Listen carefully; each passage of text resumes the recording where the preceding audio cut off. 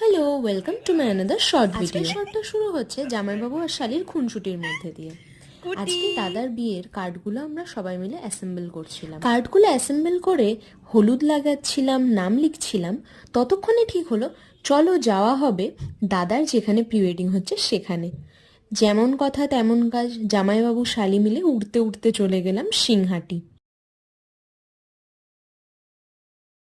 এই জায়গাটা খুবই সুন্দর ছিল। গিয়েই দেখা পেলাম আমার দাদা আর বৌদি। মেনলি আমি আর জামাইবাবু গিয়েছিলাম ওকে একটু জ্বালানোর জন্যই আর কি, মানে ওর কাজের মধ্যে বাধা দেওয়ার জন্য।